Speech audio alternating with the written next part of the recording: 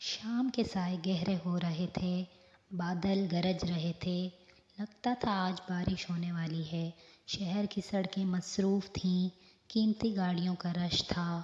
انہی میں ایک سیاہ لگژری گاڑی بھی تھی جس میں وہ بیٹھا تھا، جس کے لیے جذبات کی کوئی قیمت نہیں تھی۔ اس کی دنیا طاقت، اقتدار اور اپنی انا تھی۔ راستہ صاف کرواؤ، یہ شور برداشت نہیں ہوتا۔ سامنے ایک پرانی درگاہ تھی جہاں لوگوں کا ہجوم تھا، نہ کوئی امیر نہ کوئی غریب، سب برابر تھے۔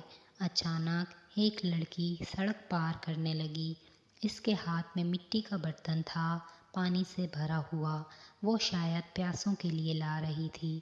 تبھی تیز رفتار گاڑی سامنے آئی، بریک کی تیز آواز، لڑکی بچ گئی، مگر برتن اس کے ہاتھ سے چھوٹ گیا اور سڑک کے بیچ ٹوٹ گیا۔ پانی بہہ گیا، سارا پانی گاڑی کے ٹائروں کے نیچے۔ وہ غصے میں گاڑی سے اترا، چہرے پر غرور صاف نظر آ رہا تھا۔ تمہیں ہوش ہے؟ اگر میری گاڑی کو کچھ ہو جاتا تو تمہاری پوری بستی بھی اس کے برابر نہیں۔ لڑکی خاموش رہی۔ وہ نیچے جھکی، ٹوٹے ہوئے برتن کو دیکھا، پھر آہستہ سے کھڑی ہوئی۔ اس نے اس کی آنکھوں میں دیکھا، کوئی خوف نہیں تھا، صرف بے نیازی۔ گاڑی کی قیمت تو آپ نے بتا دی، پر کیا اس پیاس کی قیمت جانتے ہیں؟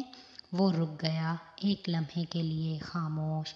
زبان سنبھال کر بات کرو۔ وہ ایک قدم آگے بڑھا۔ لڑکی مسکرائی، تلخ مسکراہٹ۔ میں دیکھ رہی ہوں، میرے سامنے ایک ایسا شخص کھڑا ہے جس کا ظرف اس مٹی کے برتن سے بھی چھوٹا ہے۔ وہ ساکت رہ گیا۔ آپ سچ میں بے قدرے ہیں۔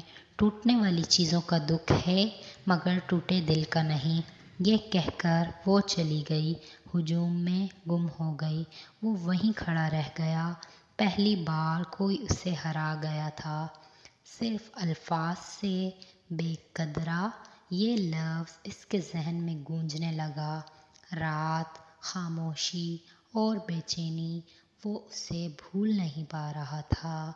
وہ چہرہ، وہ آواز، وہ الفاظ، سب واپس آ رہے تھے، بار بار۔ یہ سفر ابھی شروع ہوا تھا، محبت کا اور خود کو پہچاننے کا۔ کہانی کا دوسرا حصہ دیکھنے کے لیے ویڈیو کو لائک اور چینل کو سبسکرائب کریں۔